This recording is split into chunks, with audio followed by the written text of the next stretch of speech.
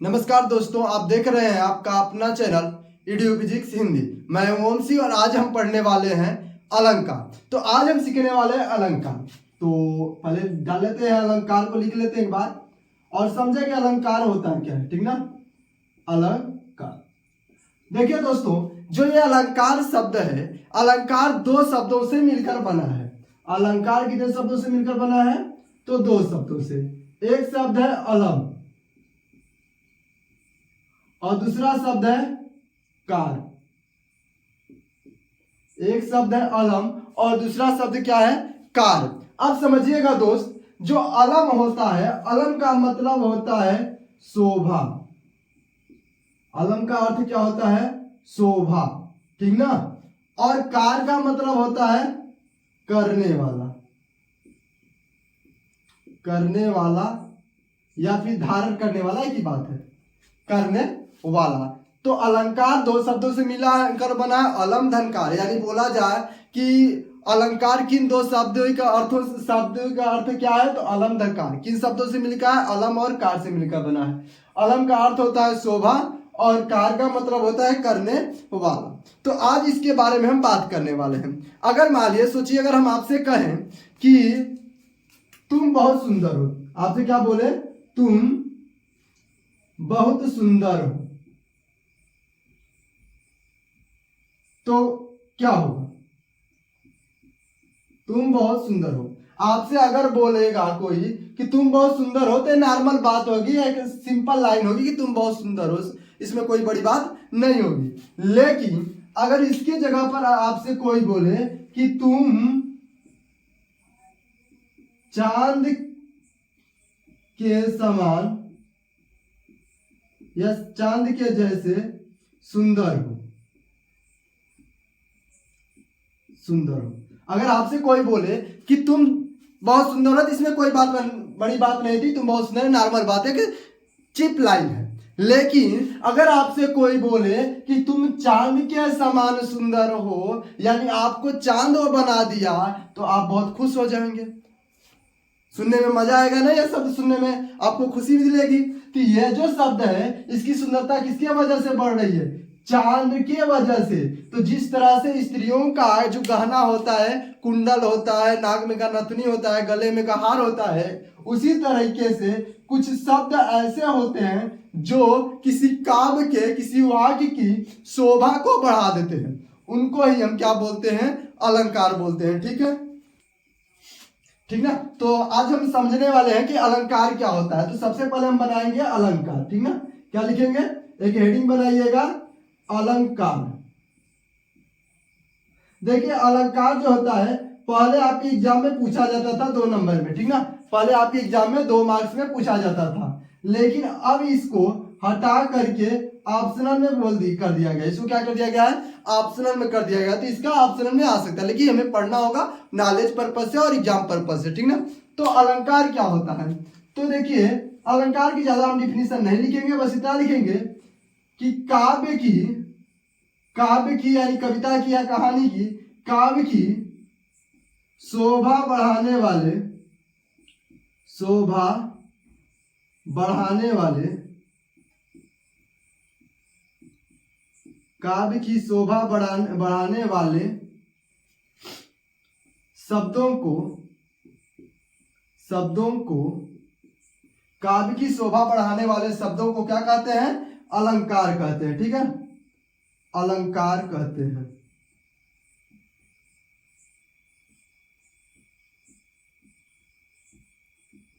Clear बात? काव्य की शोभा को, काव्य की सुंदरता को बढ़ाने वाले जो शब्द हैं, ऐसे शब्द जिनके यूज करने से जो काव्य है, जो वाक्य है, उसकी सुंदरता बढ़ जाए, उसको हम क्या बोलेंगे? अलंकार बोलेंगे। जैसे यहाँ पर हम लिए थे कि तुम बहुत सुंदर हो, नॉर्मल बात थी, लेकिन तुम चांद के समान सुंदर हो में ये जो चांद है और समान शब्द है, इस सुंदरता को और बढ़ाते हैं। तो यहाँ पर चांद और समान जो होंगे, ये अलंकार होगा। इसमें कौन सा अलंकार है? इसमें उपमा अलंकार होगा। कौन सा अलंकार होगा? उपमा अलंकार। ठीक है, इसमें कौन सा अलंकार होगा? उपमा अलंकार होगा। ठीक है। अगर सोचो, अगर आपसे कोई कहे कि सूरज निकला, ठीक ना, अगर आपसे कोई कहे कि सूरज निकला, सूरज निकला, सूरज निकला।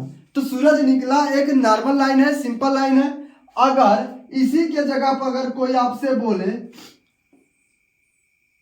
क्या बोले कि सूरज ने मुस्कुराया, क्या बोले, सूरज ने मुस्कुराया और उसकी किरणों ने धरती को गले लगाया, क्या बोले आपसे, सूरज निकला के स्थान पर अगर कभी बोलेगा, देखिए हम लोग किसे बोलेंगे, सूरज निकला, लेकिन कभी अपने वाक्य को अलंकृत करके वो कैसे बोलेगा, सूरज ने मुस्कुराया, क्या बोलेगा, सूरज ने मुस्कुराया,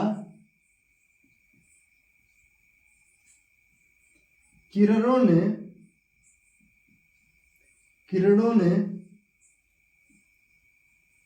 धरती को गले से लगाया, गले से लगाया। कोई कभी क्या बोलेगा, ये बोलेगा। हम नॉर्मल बोलेंगे, क्या बोलेंगे, गले लगाया, लिखिए गले से रहने दीजिए को हम लोग क्या बोलेंगे, तो हम लोग बोलेंगे काव्य की शोभा। अच्छा यहाँ पे बोलेंगे, हम क्या बोलेंगे, सूरज निकला। हमको क्या बोलना है, तो हम बोलेंगे सूरज निकला। लेकिन एक कवि जो होगा वो कैसे बोलेगा कि सूरज ने मुस्कुराया, किरणों ने धरती को गले लगाया। बात देखिए कि सूरज निकलेगा तो रोशनी आएगी, ठीक ना, लेकिन इसने क्या करा, सूरज निकला है को बोला है, सूरज ने मुस्कुराया, सूरज निकले हैं तो मुस्कुराए हैं। और जब उन्होंने मुस्कुराया तो उनकी दांत की चमक से जो किरणें निकली थी ये धरती को क्या कर रही हैं, गले लगा रही हैं। तो यहाँ पर जो शब्द यूज किए हैं, इस वाक्य को, सूरज निकला वाले वाक्य को अलंकृत कर रहे हैं, उसकी शोभा को क्या कर रहे हैं, बढ़ा रहे हैं। चले, क्लियर है, चलिए आगे चलते हैं।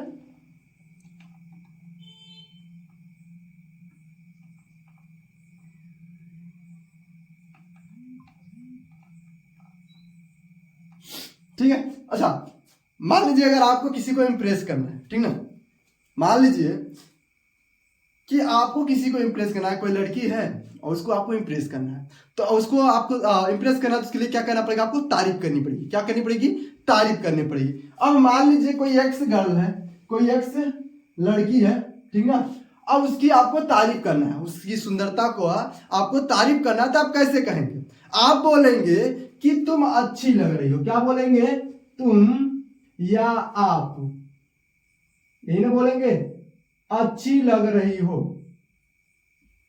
अच्छी लग रही हो, आप यही बोलेंगे। अगर आपको किसी को इम्प्रेस करना है, किसी लड़की को देखे और मन किया कि आज इसको इम्प्रेस करते हैं और सेट करते हैं, तो आप क्या बोलेंगे, तुम अच्छी लग रही हो, इज्जत थोड़ा सा देंगे तो बोलेंगे आप अच्छी लग रही हो। लेकिन अगर एक कवि होगा, एक हिंदी का जानकार व्यक्ति होगा, तो वो क्या बोलेगा, वो बोलेगा, अच्छा इसका आप लोग ट्राई मत करिएगा ना, ठीक है, तो क्या बोलेगा, तुम्हारा या आपका चेहरा देखकर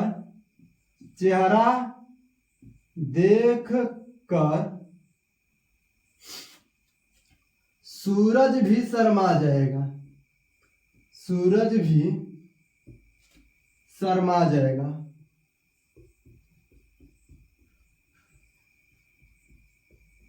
ठीक है, क्या होगा, तुम्हारा चेहरा देखकर सूरज भी शर्मा जाए, ठीक ना। अब यहां पर देखिए एक ही बात है, तुम अच्छी लग रही हो, यानी वो सुंदर अच्छी लग रही है, और उसके जगह पर आप बोलेंगे कि तुम्हारा चेहरा देखकर सूरज भी शर्मा जाए। एक सेकेंड, ये बात जो है उसके दिल में क्या करेगी, उतर जाएगी। यही तो भाषा का जादू है, यही तो अलंकार है। आई बात समझ में, चलिए अब इसको इरेज करते हैं। इसका एक स्क्रीनशॉट ले लीजिए आप लोग। अब देखिए बात करते हैं अलंकार की। एक झलक हम अलंकार के प्रकार पर डालते हैं, अलंकार के प्रकार, ठीक ना। एक झलक हम अलंकार के प्रकार पर डालते हैं। देखिए हम यहां पर कक्षा 10 के हिसाब से बना रहे हैं, ठीक ना। ये जो वीडियो कक्षा 9 और 10 के लिए है, 9 और 10, ठीक है। तो समझिएगा आपके सिलेबस के अकॉर्डिंग है। तो अलंकार जो होते हैं ये 2 प्रकार के होते हैं। अलंकार कितने प्रकार के होते हैं? 2 प्रकार के। एक होता है शब्दालंकार, एक होता है शब्दालंकार और एक होता है अर्थालंकार।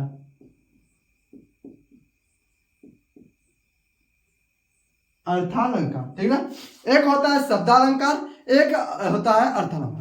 अब इन दोनों अलंकारों को हम अच्छी तरीके से समझिएगा, थोड़ा सा चीज समझिएगा। यहां पर शब्दालंकार का मतलब क्या हुआ? शब्द धन अलंकार। और अर्थालंकार को हम क्या बोलेंगे? इसका मतलब हुआ अर्थ धन अलंकार, ठीक ना। अर्थ धन अलंकार। अब समझिएगा कि शब्द जिसका हो गहना, अलंकार का मतलब होता है गहना आभूषण। शब्द है यानी शब्दालंकार का मतलब हो जिसका गहना शब्द हो, यानी वह वाक्य जहां पर शब्द के माध्यम से काव्य की शोभा बढ़े, वह वाक्य जहां पर शब्द के माध्यम से चमत्कार उत्पन्न हो, उसे क्या कहेंगे? शब्दालंकार कहेंगे। तो शब्दालंकार किसे कहेंगे? कि वह अलंकार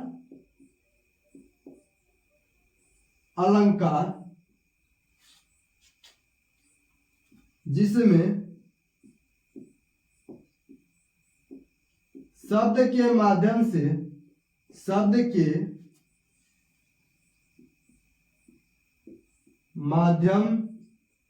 से वह अलंकार जिसमें शब्द के माध्यम से चमत्कार उत्पन्न हो,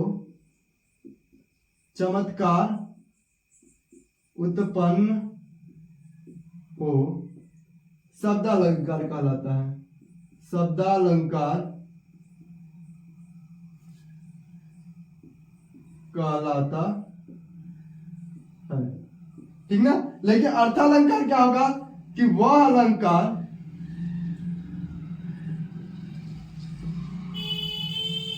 जिसमें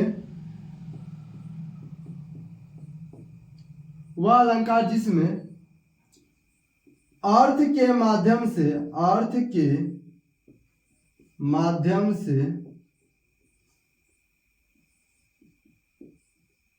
चमत्कार उत्पन्न हो,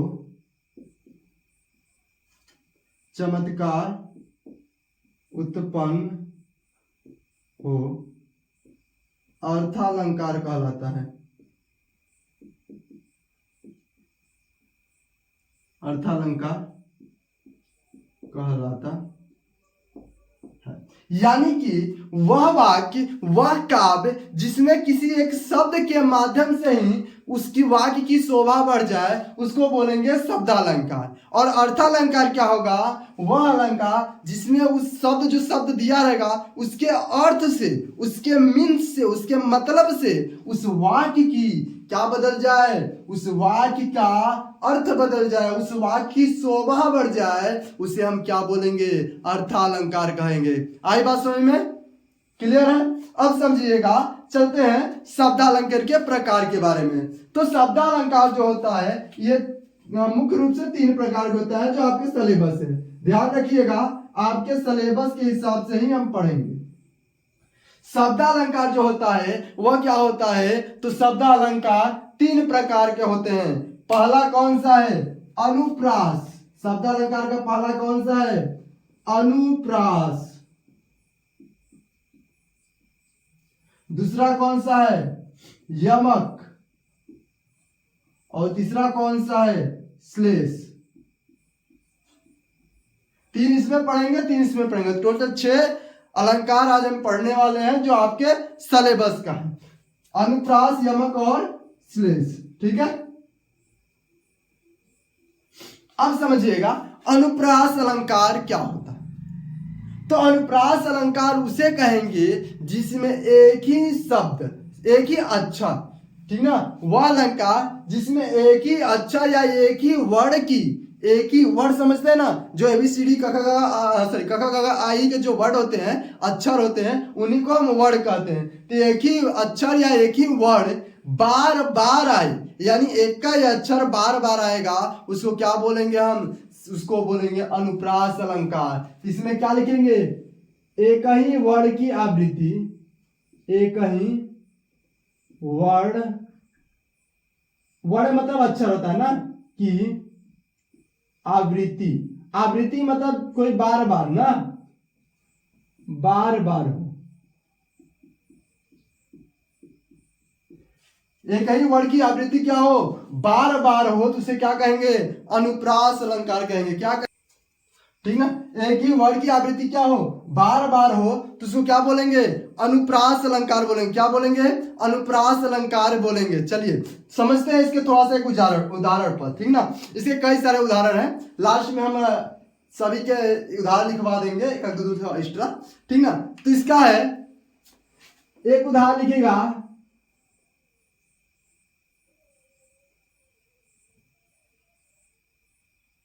बबलू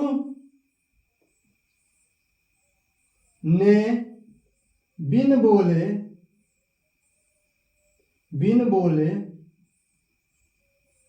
बबलगम बेचा, बबलगम, बबलू ने बिन बोले बबलगम बेचा, ठीक ना। अब इसमें देखिए, इस वाक्य में ब जो है, ब, वह कई बार आया, बबलू, ब ब ब ब ब ब ब ब जो है कई बार आया है, इसलिए ये कौन सा होगा? अनुप्रास अलंकार, क्योंकि एक ही अक्षर बार बार आया है। तो जहां पर वह वाक्य जिसमें एक ही अक्षर या वर्ण की आवृत्ति बार बार हो, उसे क्या बोलेंगे? अनुप्रास अलंकार बोलेंगे। आई बात समझ में? आई बात समझ में नहीं? बताइए। बहुत सही। अब देखिए दूसरा होगा, दूसरा उदाहरण लिखिएगा, राम रसायन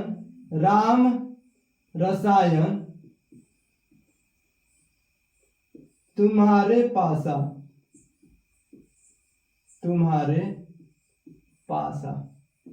राम रसायन तुम्हारे पासा, यानी राम नाम का जो दवा है तुम्हारे पास है, इसमें र वर्ण की आवृत्ति क्या हुई है? इसमें र शब्द जो है ये बार बार आया है, 2 बार आया है, यानी बार बार आया है, ठीक है। एक से अधिक बार बस आना चाहिए, ठीक है, क्लियर है। और इसके स्थान पर और सारे यूज कर सकते हैं आप, जैसे खड़ंग सिंह के खड़कने से खड़कती हैं खिड़कियां, खिड़कियों के खड़कने से खड़कते हैं खड़ंग सिंह, ठीक ना। और यूज करते हैं जैसे तरनी तरुजा तटतमाल तरुअर बहुछाल, और चंदू के चाचा ने चंदू की चाची को चांदनी चौक पर, और चंदू के चाचा ने चंदू की चाची को चांदनी चौक पर चांदनी रात में चांदी के चम्मच से चटनी चटाई। ये भी अनुप्रास है, क्योंकि इसमें च बार बार आया है, ठीक ना। खड़ंग सिंह वाले में ख बार बार है, तरनी वाले में त बार बार आया है, ठीक है। और आसान याद करना चाहते हैं आप लोग, तो ये याद कर सकते हैं, रघुपति राघव राजा राम, इसमें र बार बार आया है, तो ये भी क्या होंगे? अनुप्रास अलंकार होंगे। बताइए सभी लोगों को क्लियर है कि नहीं? अनुप्रास अलंकार सभी लोगों को क्लियर है कि नहीं? बताइए। अब हम लोग यमक की बात करते हैं। किसकी बात करते हैं? यह अनुप्रास हो गया, अनुप्रास हो गया सभी लोगों का, ठीक ना। अब समझिएगा, यहां पर दूसरा सुपरस्टार आता है यमक,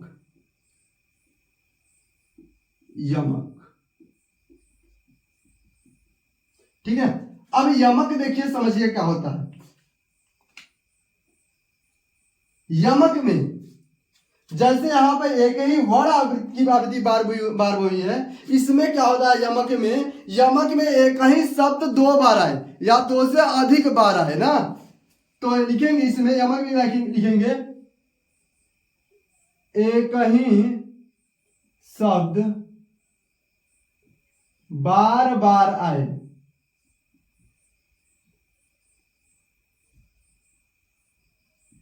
एक ही शब्द क्या करेगा?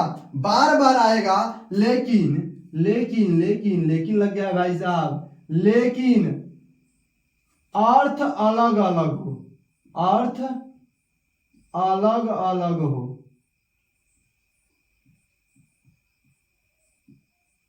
तो उसे हम क्या बोलेंगे? यमक अलंकार। यानी वह अलंकार जिसमें एक ही शब्द एक से अधिक बार आए, बार बार आए, 2 बार आए, 3 बार आए, 4 बार आए, लेकिन हर बार उसका अर्थ क्या होगा? अलग अलग होगा। उसे हम क्या कहेंगे? उसे हम कहेंगे यमक अलंकार। जैसे में इसका क्या लिखेंगे? 3 बेर खाती थी। 3 बेर खाती थी, 3 बेर खाती है।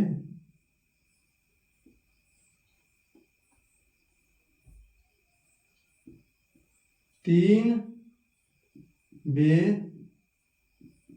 खाती है, ठीक ना? 3 बेर खाती थी, 3 बेर खाती है। यहां पर जो पहला बेर आया है इसका मतलब है टाइम से, 3 बार टाइम, ठीक ना? यानी 3 टाइम खाती थी पहले। दूसरा जो बेर आया है इस बेर का मतलब है बैर, दुश्मनी वाला बैर नहीं। बोल जो होते हैं ना, फल होता है बेर, उसका बात कहते हैं ये बैर, ठीक ना? 3 बेर खाती थी, 3 बेर खाती है। तो बेर शब्द 2 बार आया है, एक से अधिक बार, के अर्थ क्या होगा? अलग अलग होगा। आई बात समझ में कि नहीं? बताइए सभी लोग।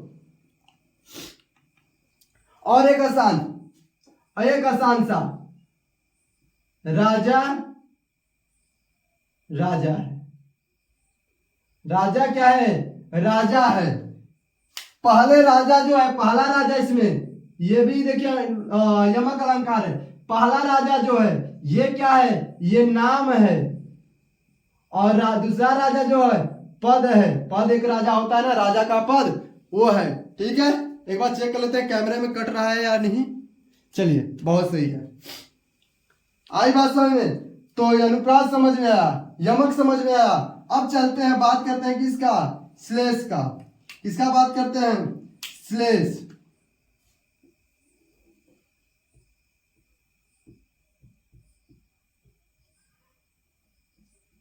श्लेष की बात करते हैं। तो श्लेष अलंकार क्या होता है, ठीक ना?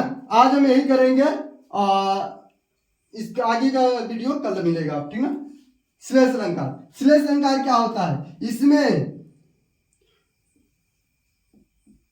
कोई शब्द एक बार आएगा, एक बार आए, परंतु अर्थ क्या हो?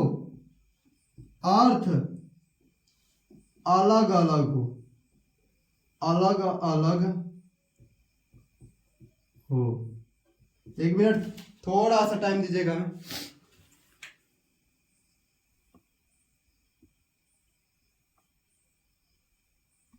ठीक ना? अर्थ क्या होगा? अलग अलग होगा। जैसे में अगर इसका एग्जांपल की बात करें तो इसका एग्जांपल होगा, पानी गए न उबरे, पानी गए न उबरे, मोती मानुष चून, मोती मानुष चून। पानी गए न उबरे, मोती मानुष चून। यहां पर देखिए पानी शब्द जो है एक बार आया है। यहां पर पानी शब्द एक बार आया है, लेकिन इसका अर्थ मोती के लिए अलग होगा, मनुष्य के लिए अलग होगा और चूने के लिए अलग होगा।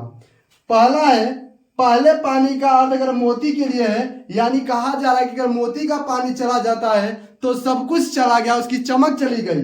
मनुष्य के पानी का अर्थ है कि मनुष्य का इज्जत चला गया तो सब कुछ चला गया। और तीसरा है चूने का पानी, अगर चूना का पानी चला जाएगा, चूना सूख जाएगा तो चूना खराब हो जाएगा। उम्मीद करते हैं आप सभी लोगों को वीडियो अच्छा लगा होगा। वीडियो अच्छा लगा है तो वीडियो को लाइक करके चैनल को सब्सक्राइब करना मत भूलिएगा।